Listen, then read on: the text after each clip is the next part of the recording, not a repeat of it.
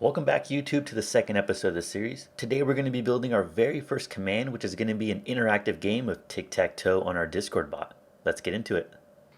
Before we start building our command, let's talk about how Discord integrates commands into their system. If we come to our server and come down to the message box and type in a slash character, we're going to notice this nice little menu pops up. These are commands that are already integrated into Discord itself. So for example, if we come to /shrug and we hit enter, notice I got a nice little emoji that popped up automatically. When we build our own command, we can integrate it into the system so that it's easier for our users to interact with our bot. That functionality I just showed is what's known as a slash command, which we're going to be building plenty of. Now, because of the way that these slash commands work, we only need to actually build them and run them one time. Essentially, whenever we create a new slash command, we have to integrate it with Discord by sending a really special message so that Discord knows that that's a new command. Now, because of this, we don't have to integrate it with our existing code. We can put it into a separate script that we only run whenever we are adding or removing slash commands. So what we're going to do is create a new file, and we'll name it deploycommands.js. Now, this has a new dependency that we haven't installed already, so we're going to come down to our terminal window and go ahead and install it, which is the Discord.js REST package. And this will allow us to interact with Discord's REST API.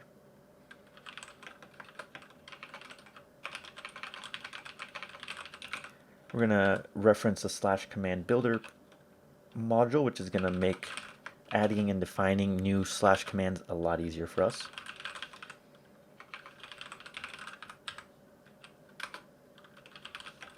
We're going to reference the REST package so we can interact with Discord API.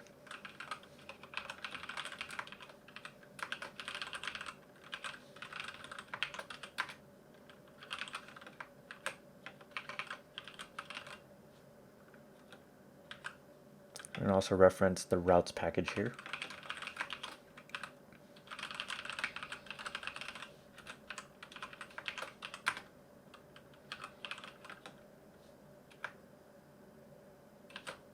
And then finally, we're going to reference some of our secrets from our config file.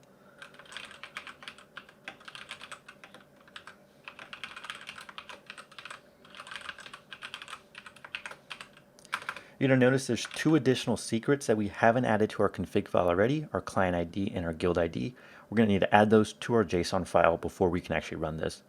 So when we integrate a new slash command, we're going to integrate this per server, which means that we're going to have to change our guild ID if we want to move to a different server or if we want to deploy our slash commands to a different server. There is a way to deploy your slash commands globally to every single server that your bot is in, but there is an hour delay from when you integrate it to when it actually shows up in the server. And we don't want to deal with those delays while we're doing our development work, so we're just going to use our guild ID for the server that we're already in. Next, let's define our commands that we're going to start out with.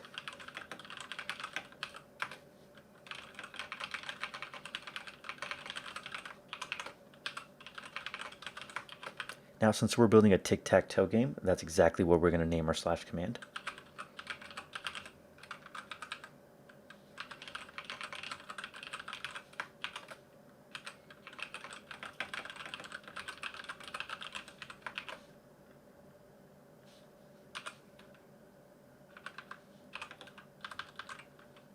From here, we're going to define our REST object so we can actually interact with the Discord API.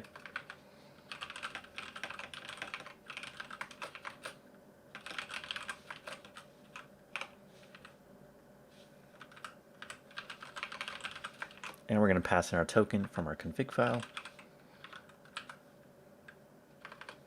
And now we're going to actually make our REST put call.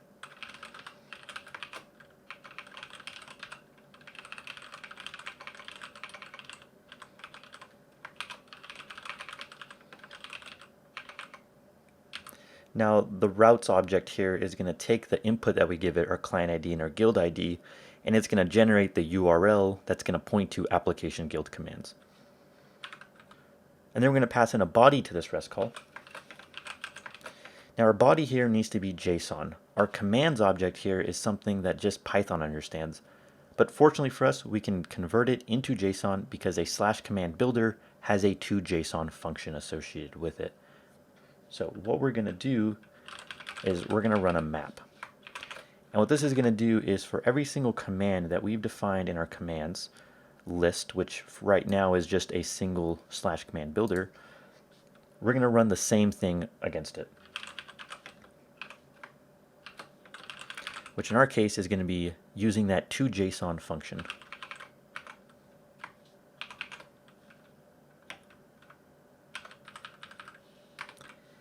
And then we're going to add a then call. So whenever the REST put call finishes, we're going to execute the code defined in our then. And we're going to add an anonymous function here. And then just a helper log so that we know that the invocation happened successfully.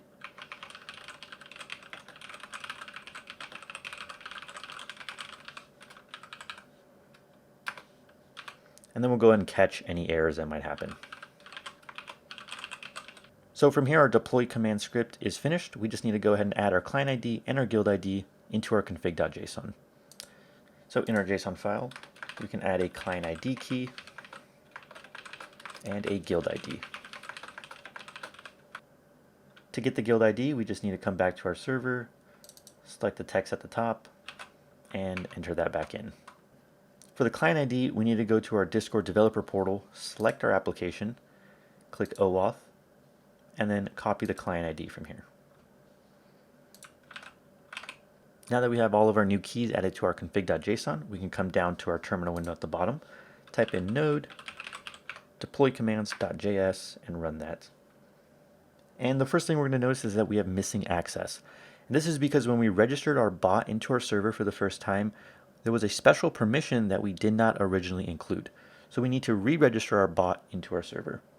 We're going to go back to our developer portal, go to URL generator, and now we're going to select bot as well as applications commands. We're going to select administrator. I'm going to go and copy the URL.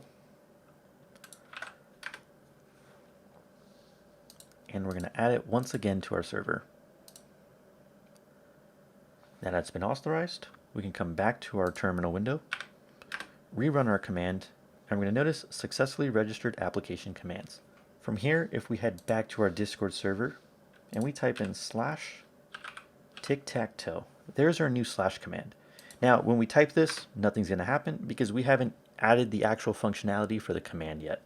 Also, our bot's not online. Next, let's add super basic functionality to our tic-tac-toe command. We don't want to build the command all at once, we want to build it incrementally. So the first thing we want to do is actually respond to the /tic-tac-toe command when a user inputs it. And for now, we can just send some random text just to let us know that everything's working as we expect before we start building it a little bit more in depth. So if we come back to our index file, we're going to add a new event handler. And this time it's going to be on interaction create.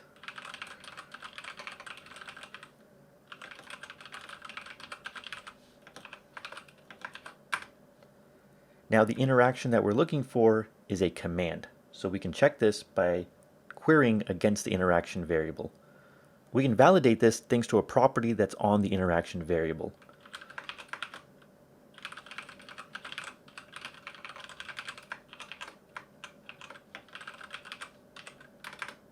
So if the interaction that's been created is not a command, we don't even run any other code in this function.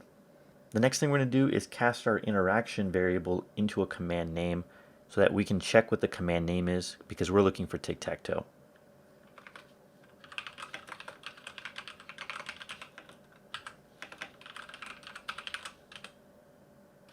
Now we can just compare command name with tic-tac-toe.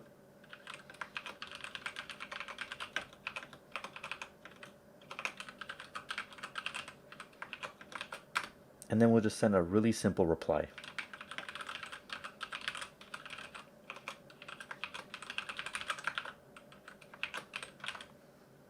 Now we can come down to our terminal window and start our bot. Now if we come back to our server and we type in /tic-tac-toe, we should see a reply message with working. So we've now added our first / command with some really basic functionality. We can finally start building the first version of our tic-tac-toe game. Let's start by adding some space in our file here so that we can dedicate this region of code just to tic-tac-toe.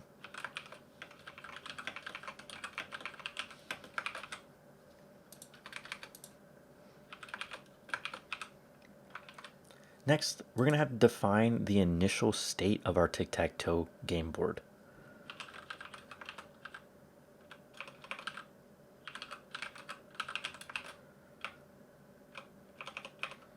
Next, we're going to have to define the initial state of our tic-tac-toe game board.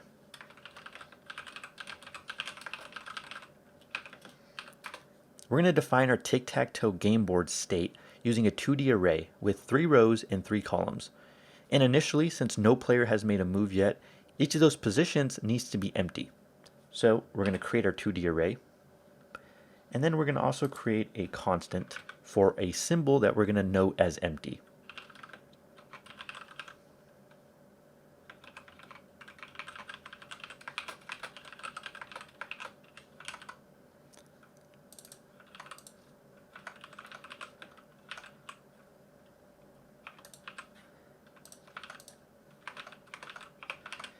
Now we have a 3x3 grid of empty squares.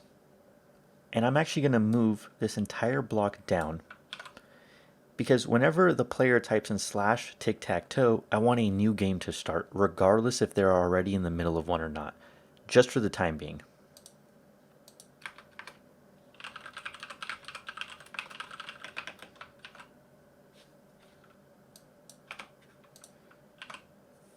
From here, we're going to want to update our reply message to something a little bit more sophisticated.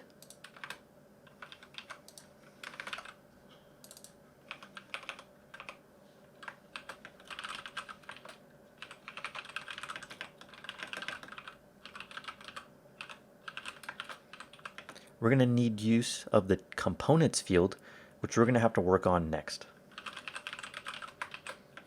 The components are essentially buttons that we're going to be adding to make this game interactive.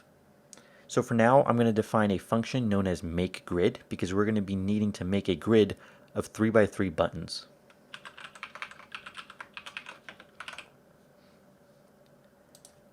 Now we're going to define our makeGrid function.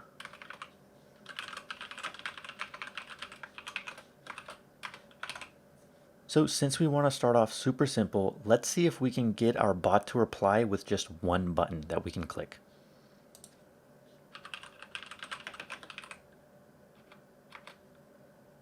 We're going to need to define something known as an action row. And an action row is going to be a row of components. In our case, we're going to have 3 action rows, and in each action row, we're going to have 3 buttons. This will guarantee from Discord's end that those 3 buttons are placed visually in the same row.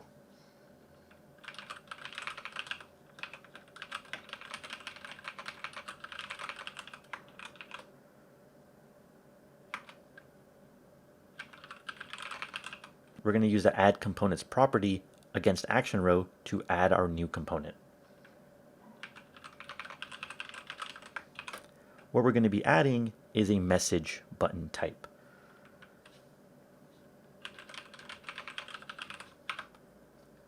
Now let's define our message button.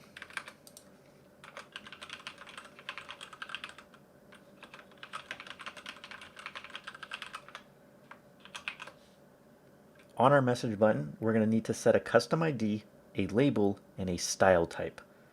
The custom ID is just a special identifier that we can identify this button with. For now, we'll just do something random.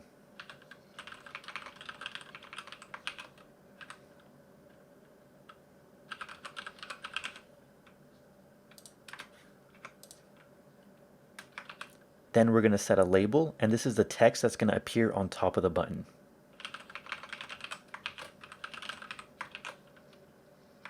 And then finally, we're going to set a style. The style is the way that the button's actually going to look.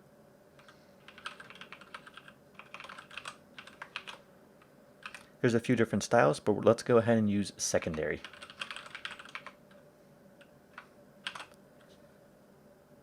And now we need to add our action row to our components and finally return that.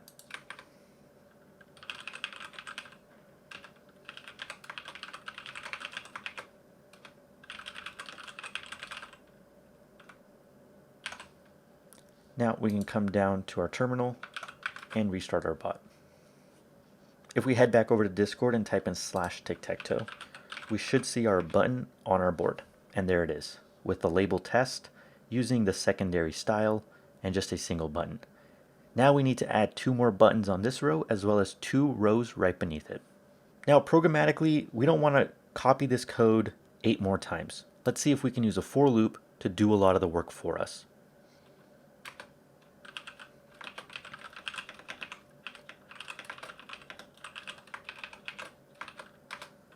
Now for each row, we need to define a new action row.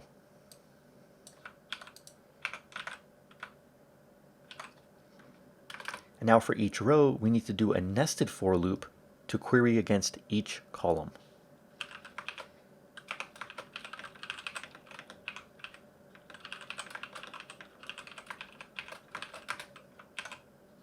And within the nested loop, this is when we're finally going to be creating our buttons.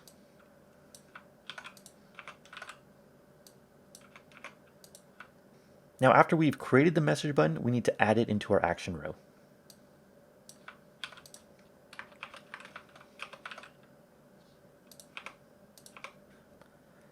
And after we've added all of the message buttons into our action row, we need to add the action row into our components.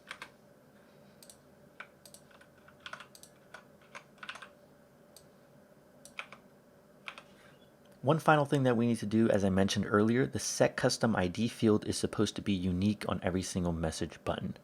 So how do we generate a unique custom ID? We're going to use both the column and the row as inputs into our custom ID. So let's add an underscore. Let's add in our row first. We'll separate it with another underscore, and we'll add it with the column. Now we can go and we can restart our bot. Now we have a 3x3 grid. We just need to go ahead and remove that test label. And we're going to go ahead and just add an empty space. Now that we have our initial 3x3 grid, we need to update the logic in this makeGrid function so we can take into consideration what happens when the player selects a position versus the bot.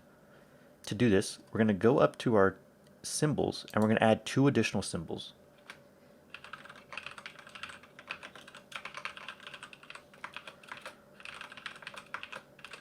The player symbol is what we're going to use whenever the player selects that specific square.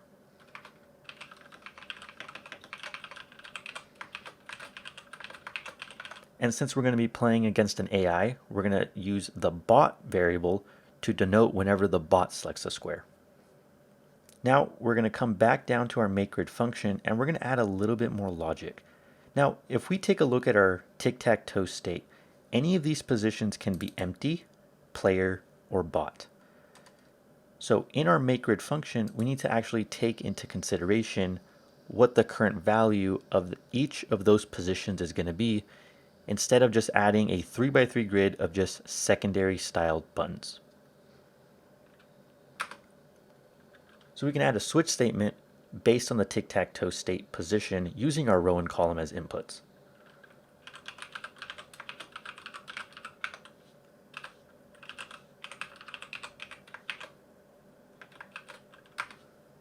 Now we're going to go ahead and move our message button creation above the switch. And our switch is going to have 3 cases. The first case is when the position of the tic-tac-toe state is empty. Now when it's empty, we already have the logic defined here. So we're going to do message button and each of these 2 operations against the message button.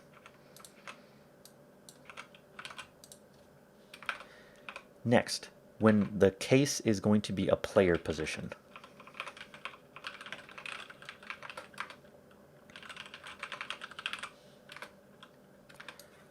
We can copy these. We can update the label to say X. So whenever the player selects a position, we're going to show an X on the box. And let's go ahead and update the style to primary. This will give us a blue button.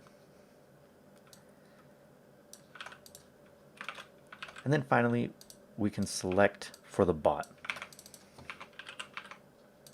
For the bot, we'll give him an O, and we'll use danger.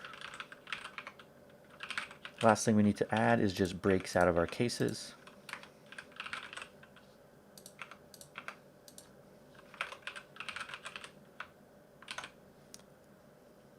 Before we try out the command, let's fix one bug in the code, which is removing let, which is essentially changing the scope of this variable.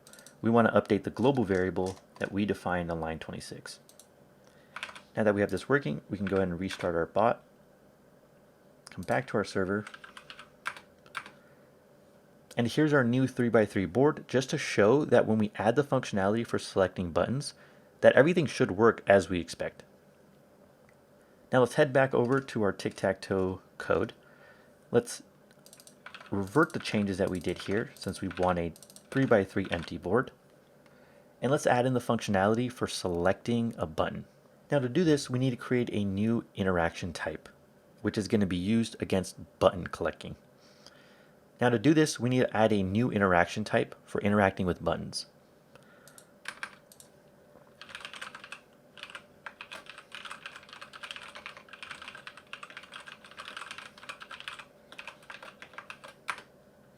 We're going to check if the interaction is a button.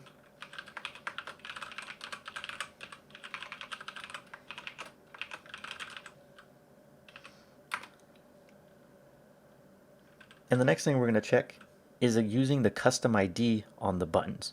Now recall, each of those buttons has a unique custom ID that starts with tic-tac-toe. So if the button that is clicked does not have a custom ID that starts with this, that means that a button for a different command was selected. For now, we only want to deal with our tic-tac-toe command, so we're going to check to make sure that the custom ID matches this.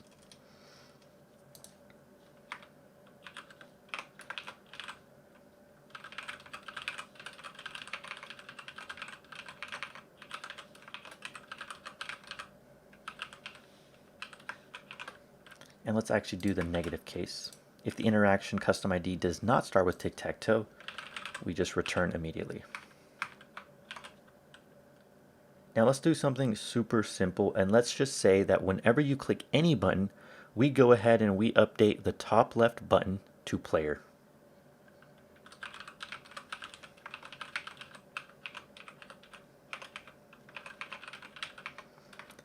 And let's also go ahead and set the bottom right button to bot.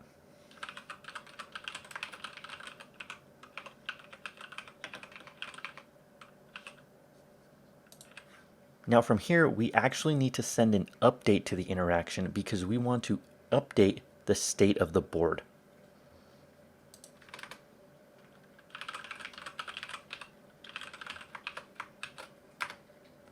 And we're going to go ahead and update the components field using our makeGrid function, which, if you recall, is going to use the tic-tac-toe state to generate the state of the board. From here, we can go ahead and restart our bot and type out the tic-tac-toe command, select the middle square, and we should see updates to those two buttons. Now let's try to add the logic so that we only update the button that we are actually clicking. To do this, we need to use the custom ID and parse out the fields to get the row and the column.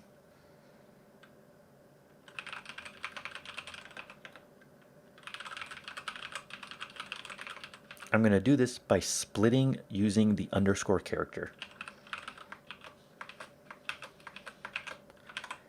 If we go back and look at our custom ID, we know that position 0 is going to contain tic-tac-toe, position 1 will contain the row, and position 2 will contain the column. So we can use those exact fields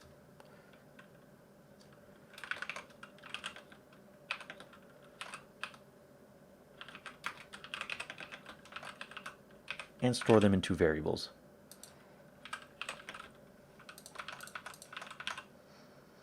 And then we'll use those when we're updating the tic-tac-toe state. And we no longer need our test code for the bot because we know everything is working just like we expect. Now let's restart our bot and just validate that that's working. I'm going to update the middle, and let's update the top right. Perfect. Now we need to add some logic so that after I select a square, the bot will automatically select a different square. Now, in order for us to do this, we want to generate a random number. We don't want our bot to have too much sophistication. We just want it to be dumb and select a random open and available square. Let's make a helper function to select a random number.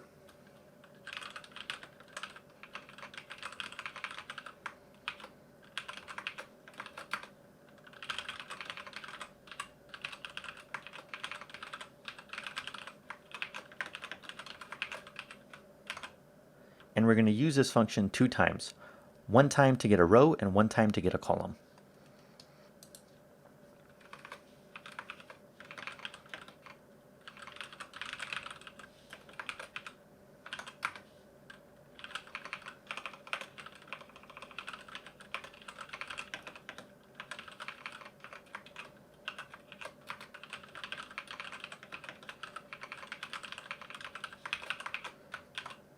Now, one thing to take into consideration that there's a possibility that whatever random row and column we generate for our bot, that it might be a position that's already been chosen.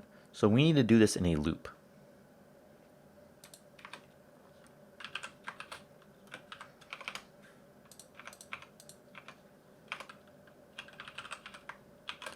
And we need to do this while the position for that bot row and bot column is not empty.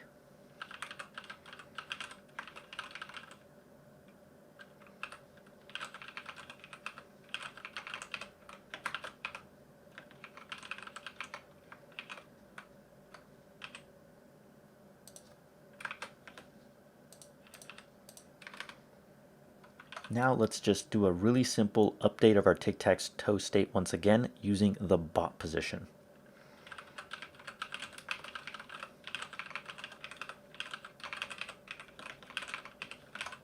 And don't forget, since we want to render our board again, we need to send an update.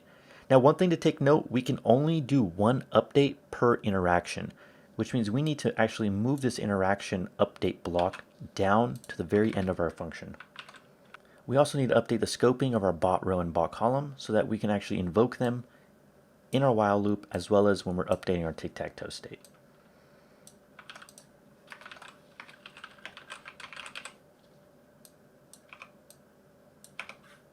Now from here, we can go ahead and rerun our bot.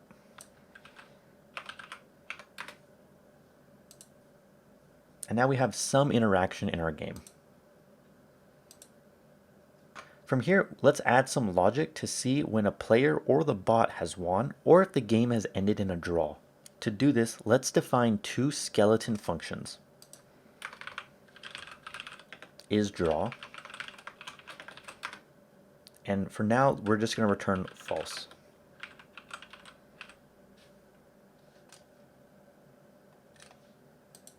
And let's also define our isGameOver function. And we'll also return false. So when the player makes a move, the game can end or it can result in a draw.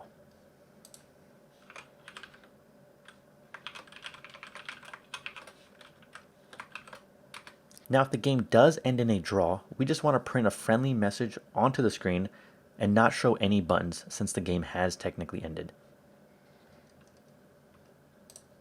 Let's copy our interaction update block.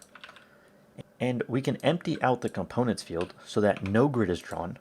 And then we can also add a content field, which is going to be the text that appears.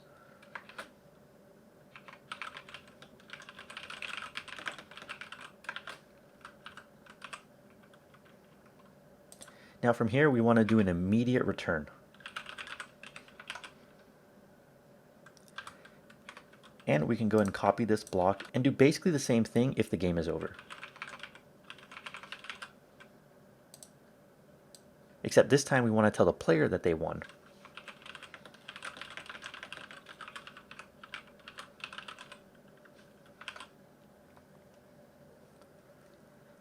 Now we just want to go and copy the same 2 conditions after the bot makes its play.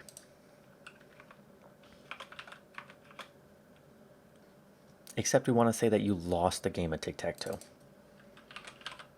And in the case that the bot wins, let's go ahead and draw the grid, just so that the player knows exactly how they lost. Now that we have this working, let's do a super simple check. And let's have our isDraw function return true. And let's restart our bot and test it out.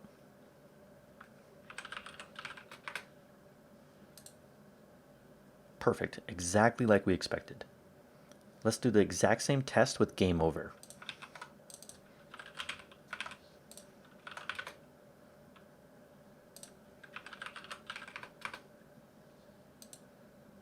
Perfect. Now we need to add in our actual logic in determining if the game ended in a draw. The easiest way to do this is to check every single square on the tic-tac-toe state and see if any of them are empty. If there's at least one empty square, that means that a player or the bot can make at least one move.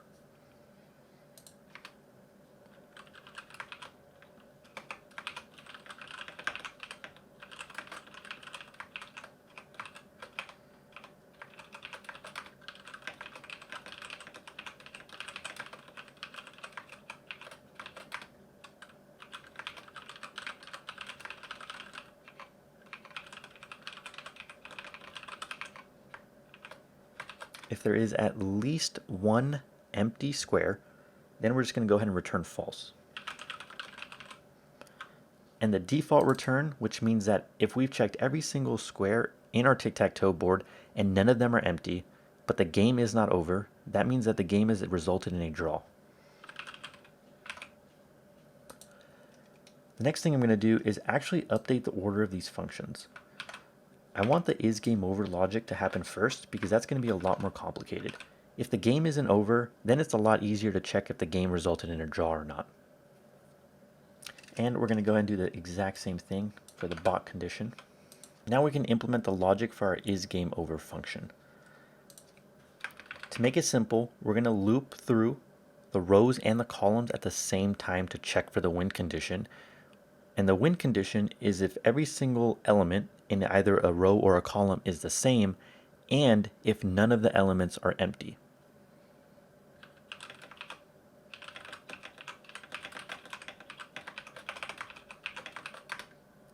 We can go ahead and first check horizontally.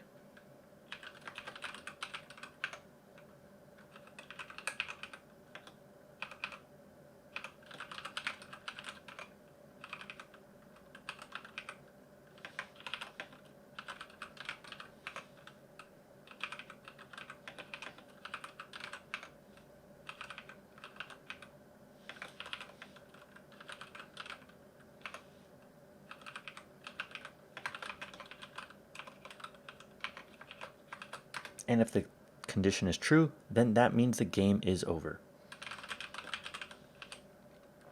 We can go and do the exact same thing in the opposite direction for checking vertically.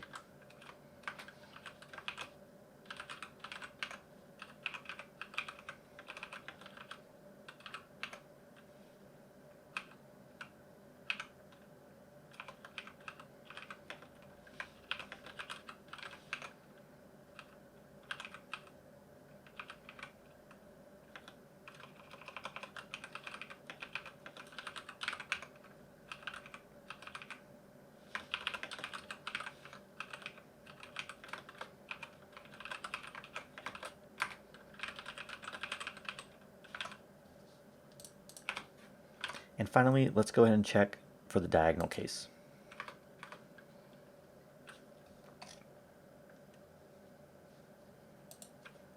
Now, we know that diagonal, either from the top left to the bottom right, or from the bottom left to the top right, both go through the middle square. So to make it simple, we can just check to make sure that that middle square isn't empty.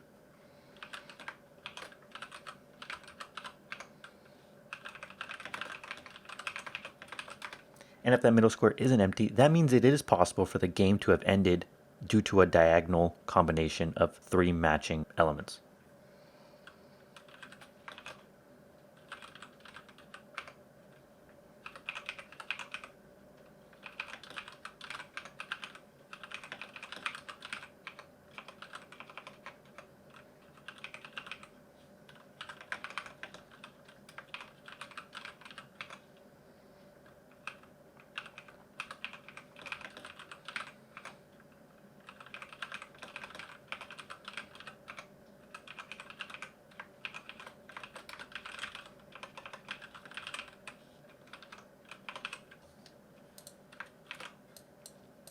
Now that we have our function, we can go ahead and restart our bot and see if we can try out playing tic-tac-toe.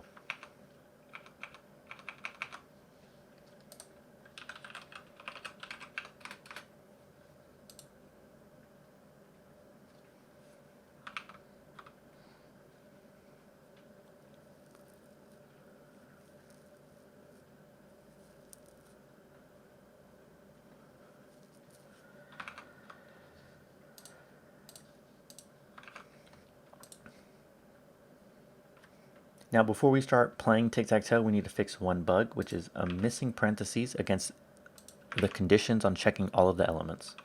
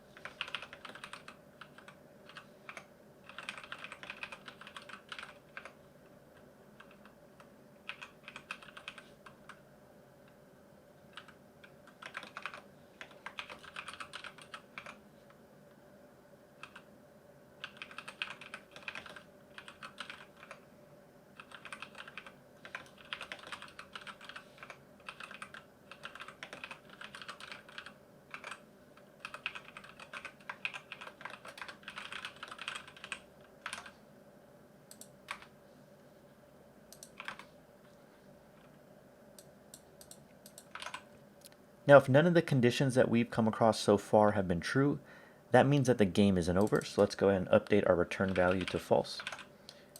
Now let's restart our bot and try to play a game.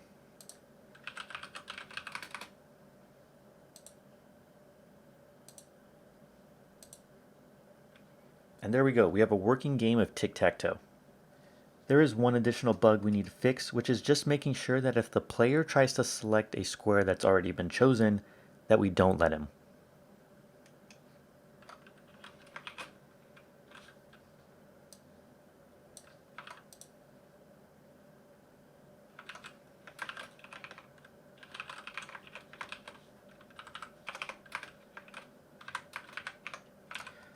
For the return, we're going to update the interaction and we're going to set a message just to let them know that they can't select that square.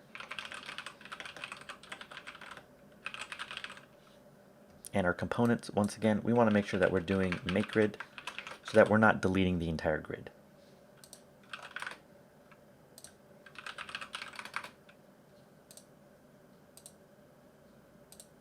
There's our helpful text that's letting us know that we can't select that position. And we can still win the game. Thank you for watching. Make sure you like and subscribe and stay tuned for the next episode where we're going to incorporate a database.